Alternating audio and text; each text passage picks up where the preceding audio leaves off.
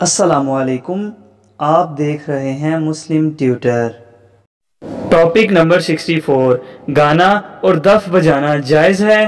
اس video میں ہم یہ جاننے کی کوشش کریں گے کہ گانا گانے اور میوزیکل آلات بجانے سے متعلق شریعت میں کیا حکم ہے۔ کیا شریعت ان کاموں کو منع کرتی ہے یا ان کو کرنے کا کسی قسم کا کوئی ثبوت قرآن و سنت میں پایا جاتا ہے؟ اور کیا ہم صرف دف بجا سکتے ہیں یا باقی میوزیکل آلات بھی؟ اگر ان تمام کاموں کو کر سکتے ہیں تو کن صورتوں میں کر سکتے ہیں؟ ان تمام سوالوں کا جواب جاننے کے لیے ویڈیو کو آخر تک ضرور دیکھیں۔ آپ موسیقی کے بارے میں کیا کہنا چاہیں گے؟ آپ عمومی طور پہ یہی تصور پایا جاتا ہے کہ یہ اسلام میں حرام ہے۔ اس کا جواب خود قرآن مجید نے دے دیا ہے۔ سورہ اعراف میں اللہ تعالیٰ نے یہ بتا دیا ہے کہ اے پیغمبر، آپ لوگوں کو اچھی طرح زور کے ساتھ بتا دیں کہ کھانے پینے کی چیزوں کے سوا میں نے صرف 5 چیزیں حرام کی، اور پھر اللہ تعالیٰ نے گن دی ہیں وہ چیزیں۔ فرماتے ہیں میں نے بدکاری کو حرام کیا ہے، میں نے حق تلفی کو حرام کیا ہے، میں نے لوگوں کی جان، مال اور عزت کے خلاف کسی اقدام کو حرام کیا ہے، میں نے شرک کو حرام کیا ہے، میں نے اپنی طرف سے کسی چیز کو حرام قرار دینے کو حرام کیا۔ تو اس وجہ سے ان 5 چیزوں کے سوا کوئی چیز حرام نہیں۔ یہ خود قرآن مجید نے فیصلہ کر دیا۔ میں تو لوگوں سے کہتا ہوں کہ قرآن کی اس آیت کو اپنی میز پر رکھ چھوڑا کریں تاکہ حرام حلال کی بحث ہمیشہ کے لیے ختم ہو جائے۔ یہ آپ کے پروردگار کا ارشاد ہے، اور اس زور کے ساتھ ہے کہ کل انما حرم ربی، ان سے کہہ دو اے پیغمبر کہ میں نے صرف یہ چیزیں حرام کی۔ تو اس وجہ سے جو آدمی بھی اس کے سوا کسی چیز کو حرام کہتا ہے وہ قرآن مجید کے اس سری ارشاد کے خلاف بات کرتا ہے۔ تمام فنون لطیفہ، خواہ وہ موسیقی ہے، خواہ وہ شاعری ہے، خواہ وہ ادب ہے، خواہ وہ افسانہ ہے، یہ سب بالکل حلال جائز ہیں۔ ان کا کنٹینٹ دیکھا جائے گا، اگر ان میں سے کوئی چیز، تو 5 چیزیں جو ہیں ان میں سے کوئی چیز پائی جاتی ہے تو پھر اس کے اوپر گفتگو کی جائے گی۔ حرام صرف وہ چیزیں۔ تو اس وجہ سے نہ شاعری حرام ہے، نہ مصوری حرام ہے، نہ موسیقی حرام ہے، نہ غنا حرام ہے، کوئی چیز بھی حرام نہیں۔ یہ ساری چیزیں اللہ کی نعمتیں ہیں، بلکہ اس آیت میں اوپر ان نعمتوں کے بارے میں اللہ تعالیٰ یہ کہتے ہیں کہ یہ جتنی زینت کی چیزیں میں نے پیدا کی ہیں، لوگوں سے پوچھو اس کو کس نے حرام کیا ہے۔ بلکہ عام طور پر ہوتا ہے لوگ کہتے ہیں کہ جی ٹھیک ہے اللہ نے پیدا کر دی ہیں تو یہ تو ہمیں نہیں چاہیے کہ ہم اچھے مسلمان اس سے فائدہ اٹھائیں۔ اس کا بھی جواب دے دیا ہے، آگے فرمایا ہے للذین آمنوا، میں نے پیدا ایمان والوں کے لیے کی۔ تو اس لیے یہ ساری چیزیں بالکل جائز ہیں۔ ان کا استعمال برا بھی ہو سکتا ہے، اچھا بھی ہو سکتا ہے۔ تو کوئی تصویر، کوئی موسیقی، کوئی غنا، کوئی اور چیز اگر اپنے اندر ولگیرٹی رکھتی ہے، اگر وہ بدکاری کو فروغ دے رہی ہے، اگر اس کے ذریعے سے شرک کی تبلیغ ہو رہی ہے تو اس کو روکا جائے گا۔ ان میں سے ہر چیز بالکل جائز ہے، حرام صرف 5 چیزیں۔ جاوید احمد غامدی صاحب یہ کہتے ہیں کہ قرآن پاک میں صرف 5 کام کرنے کی ممانعت ہے جنہیں حرام قرار دیا گیا ہے، اور ان میں موسیقی وغیرہ شامل نہیں ہے۔ کیا یہ درست کہہ رہے ہیں؟ اس کا جواب مفتی طارق مسعود صاحب سے سنتے ہیں۔ آج بہت سے پروفیسر حضرات آ رہے ہیں، ان کو پتہ ہے قرآن کی آیت کا یہ مطلب نہیں ہے، گھما رہے ہیں اپنے مفاد کے لیے، ہر حرام چیز کو حلال کر رہے ہیں، حلال کو حرام کر رہے ہیں۔ میں نے ابھی ایک کلپ ریکارڈ کروایا تھا نا کہ ایک محترم مشہور پروفیسر ہیں، انہوں نے قرآن مجید کی آیت کا ترجمہ یہ کیا، قُلْ لَا أَجِدُ فِي مَا أُوحِيَ إِلَيَّ مُحَرَّمًا عَلَىٰ طَاعِمٍ يَطْعَمُهُ، کہ میں تو صرف، اے نبی ان سے کہہ دیجئے میں قرآن میں صرف ان چیزوں کو حرام پاتا ہوں، سور کا گوشت ہے اور مردار ہے اور بہتا ہوا خون ہے۔ تو اللہ نے تو اس کے علاوہ، انہوں نے پھر استدلال کیا یہ جو گانے بجانے اور موسیقی ہے یہ بھی بالکل حلال ہے، ہر قسم کی موسیقی کو انہوں نے حلال کر دیا۔ انہوں نے کہا قرآن میں کہاں لکھا ہے؟ قرآن تو یہ کہہ رہا ہے کہ اے نبی آپ ان سے کہہ دیجئے میں تو صرف ان چیزوں کو حرام قرار دیتا ہوں اور تو کسی چیز کو نہیں۔ اور آیت کے آخر میں یہ بھی ہے دوسرے مقام پہ، وَأَن تَقُولُوا عَلَى اللَّهِ مَا لَا تَعْلَمُونَ، کہ اللہ پر وہ چیز باندھو جو اللہ نے نہیں کی ہے، یعنی خود سے چیزوں کو حلال و حرام کر دو۔ تو انہوں نے علماء پہ الزام لگایا کہ یہ اپنی طرف سے بھی بہت سی چیزوں کو حرام کر دیتے ہیں، حالانکہ قرآن کی آیت کا مطلب نہیں ہے۔ جس نے ایک بار بھی کسی تفسیر کو پڑھا ہے اور قرآن کے سیاق و سباق کو جانتا ہے وہ حلفیہ بول سکتا ہے کہ قرآن کی آیت کا یہ مطلب نہیں ہے، اس آیت کو غلط جگہ منطبق کیا جا رہا ہے۔ اس لیے کہ اگر اس آیت کا یہ مطلب ہوتا تو بھائی پھر تو کتا بھی حلال ہو جاتا، بلی بھی حلال ہو جاتی، اس لیے کہ اللہ تو فرما رہے ہیں کھانے پینے کی چیزوں میں صرف یہ چیزیں حرام ہیں، اس میں تو اللہ نے کتے کا ذکر نہیں کیا، بلی کا ذکر نہیں کیا، تو کیا وہ حلال ہیں؟ کوئی ان پروفیسر صاحب سے پوچھے تو وہ حلال ہیں کیا؟ تو اس آیت کا یہ مفہوم ہی نہیں ہے. اس آیت کا مفہوم یہ ہے کہ مشرکین مکہ بھی بہت سی چیزوں کو حرام قرار دیتے تھے اور اسلام بھی ان چیزوں کو حرام قرار دیتا تھا, لیکن مشرکین مکہ نے کچھ چیزیں اضافی طور پر حرام قرار دیتی تھیں جن کو اسلام حرام نہیں کہتا تھا.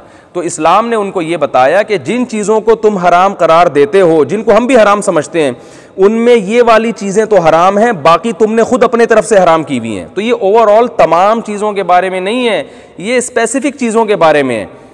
مفتی طارق مسعود صاحب یہ کہتے ہیں کہ جوید احمد غامدی صاحب نے قرآن پاک کی جو آیت بیان کی ہے اس کا انہوں نے غلط مطلب لیا ہے. یہ آیت کسی خاص موقع پر اور خاص مقصد کے لیے نازل ہوئی تھی.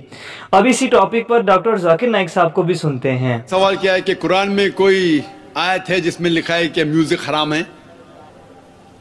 قرآن میں لکھا ہے اطیعوا اللہ اطیعوا الرسول, obey Allah obey the message, اللہ کی بات مانو, اللہ کے رسول کی بات مانو. تو قرآن یا صحیح حدیث میں موجود ہے, ہمیں ماننا چاہیے. قرآن میں ڈائریکٹ ورس نہیں ہے کوئی صاف الفاظ سے کہ میوزک حرام ہے, انڈائریکٹ ہے, لیکن اللہ کے رسول کی حدیث میں ہے. صحیح حدیث میں لکھا ہے کہ صرف ڈف ہوتا ہے ون سائیڈڈ ڈرم, ڈف الاؤڈ ہے, اس کے علاوہ باقی میوزیکل انسٹرومنٹس حرام ہیں. یہ صاف طور پہ لکھا ہے. ابھی آپ کا آرگیومنٹ ہے کہ بسم اللہ خان صاحب کہتے کہ music is soothing for the civil. میرا دوست کہتا ہے شراب بھی سودنگ فار دا سول ہے, شراب سے مجھے سکون ملتا ہے. ٹھیک ہے بھائی, آپ کو سکون ملتا ہے, لیکن اس سے نقصان زیادہ ہے. تو میوزک کیوں حرام قرار کیا ہے؟ اٹ انٹاکسیکیٹس. قرآن میں لکھا ہوا ہے چیپٹر نمبر 2 سورہ البقرہ میں, سورہ نمبر 2 آیت نمبر 219, شراب میں فائدے بھی ہے نقصان بھی ہے. اللہ تعالیٰ جانتا ہے, اللہ تعالیٰ سب کچھ جانتا ہے. قرآن میں لکھتے ہیں اللہ تعالیٰ کہ شراب میں فائدے بھی ہے نقصان بھی ہے, لیکن نقصان فائدے سے زیادہ ہے. تو میں مانتا ہوں ہو سکتا ہے کہ کچھ لوگوں کو فائدہ ہو میوزک سے. دیر از میوزک تھراپی آلسو. قرآن میں ایک سورہ شعراء ہے, پوئٹس. قرآن شریف شاعری اور گانے کے خلاف ہے, حرام نہیں کہتا ہے لیکن اکثر خلاف ہے. کیوں؟ جب ہم شعر شاعری کرتے ہیں اکثر اتنی شعر شاعری کرتے ہیں کہ شرک کی طرف جاتے ہیں. میں اگر راجہ کی تعریف کر رہا ہوں اتنی تعریف کرتا ہوں کہ اس کو خدا سے ملا لیتا ہوں. کچھ لوگ نعت پڑھتے محمد صلی اللہ علیہ وسلم کے بارے میں, نعت پڑھنا اچھی بات ہے, بہک جاتے اس کو اللہ سے ملا دیتے ہیں, وہ بھی حرام ہے. کہتے میں نے ایک عرب دیکھا بنا عین کا. عرب دیکھا بنا عین کا مطلب رب کو دیکھا. محمد صلی اللہ علیہ وسلم کو اللہ سے ملانا بھی حرام ہے. عیسیٰ علیہ السلام کو تو ملائے بھی حرام ہے, محمد صلی اللہ علیہ وسلم کو بھی. ہم ان سے پیار کرتے ہیں, محبت کرتے ہیں, لیکن اللہ سے نہیں ملا سکتے. اسی لیے 5 بار آذان میں ہم سنتے ہیں لا الہ الا اللہ محمد رسول اللہ. ہم عبادت کرتے صرف اللہ کی, اور محمد صلی اللہ علیہ وسلم اس کے رسول ہے, اس کے بندے ہیں, اللہ نہیں ہے. تو بسم اللہ خان جو کہتے ہیں ہو سکتا ہے کہ کس کو سکون پہنچتا ہوگا, لیکن جب ہم میوزک لیتے اکثر کیا ہوتا ہے میوزک کے اندر ایک انسان بہک جاتا ہے. ہم گانے سنتے نا, وہ ہیرو ہیروئن سے کہتا ہے کہ میں تمہارے لیے چاند توڑ کے لے کے آؤں گا, ستارے توڑ کے لے کے آؤں گا. یہ ہم جانتے ہیں صحیح نہیں ہے تو بھی ہم گنگناتے. وہ کیوں میوزک ہوتی ہے؟ ہم جانتے کون چاند یا تارے توڑ کے لے کے آ سکتا ہے. ہم جانتے کتنے الفاظ ہم جب سنتے یہ گانے کے بکواس ہے, لیکن پھر بھی گنگناتے.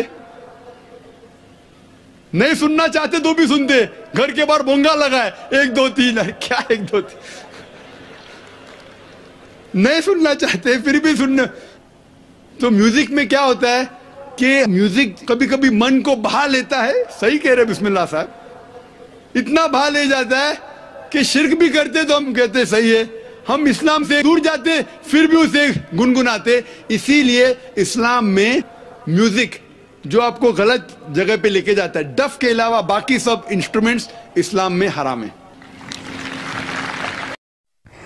ڈاکٹر ذاکر نائک صاحب یہ کہتے ہیں کہ ہم اگر احادیث کا مطالعہ کریں تو ہمیں یہ پتہ چلتا ہے کہ آپ صرف دف بجا سکتے ہیں, اور دف کیسے بجا سکتے ہیں اس کا جواب انجینئر محمد علی مرزا اور مفتی اکمل صاحب سے مختصراً پوچھتے ہیں. موسیقی سننے کے بارے میں وضاحت کریں کہاں تک جائز ہے. میرے بھائی موسیقی جو ہے نا, اس کے بارے میں بارہا بول چکا ہوں کہ گانا اسلام میں بالکل جائز ہے. صحیح بخاری میں حدیث ہے کہ نبی علیہ السلام نے سیدہ عائشہ سے کہا کہ شادی کے موقع پہ گانے والی کیوں نہیں بھیجی, گانے والے مرد مردوں میں بیٹھیں، عورتیں عورتوں میں بیٹھیں، مرد و عورت کا اختلاط نہ ہو، گانے کے شرکی الفاظ نہ ہو، گستاخانہ نہ ہو، گانے بھی گائے جا سکتے ہیں. تھوڑی بہت اگر میوزک ہے، یعنی جو گھر میں دف وغیرہ یا ڈھولکی والا معاملہ، اس کے اوپر کوئی شرعی گرفت نہیں ہے. باقی یہ جو پاپ میوزک اور کلاسیکل میوزک جس میں عجیب و غریب عشقیہ شاعری ہے، یہ تو بالکل حرام ہے. ٹھیک ہے جی. میرا موقف یہ ہے کہ میں سد ذریعہ کے طور پر بھی میوزک کو سد ذریعہ کے طور پہ کہ یہ برائی کی طرف لے جانے والا معاملہ ہے، اس سے اجتناب کرنے کی ہی ترغیب دلاتا ہوں. گانا گنگنانے میں کوئی حرج نہیں ہے، بغیر میوزک کے گنگنائیں، کوئی مسئلہ نہیں ہے. اور میوزک میں بھی وہ اگر دف والا معاملہ ہو تو ٹھیک ہے. یہ کہتے ہیں کہ جو مختلف انسٹرومنٹس استعمال ہوتے ہیں، آلات موسیقی استعمال کیے جاتے ہیں، کیا یہ صحیح ہے؟ ان میں کون سے جائز ہیں، کون سے ناجائز، جیسے دف وغیرہ ہے.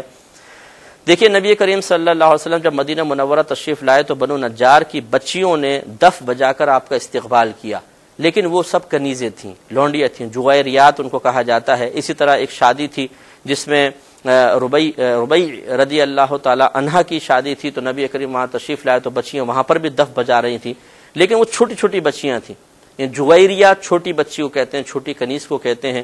وہ جغیریات جمع تھیں اور بچیاں جو تھیں وہ ایسی بے ربط اس کو بجا رہی تھیں. اور عربوں کے ہاں جو دف بجتا ہے اس میں جھانج نہیں تھے، یعنی جو چھن چھن چھن چھن کر کے لوہے کا انسٹرومنٹ ہوتا ہے اس میں لگا ہوتا ہے حصہ، وہ بھی نہیں تھا.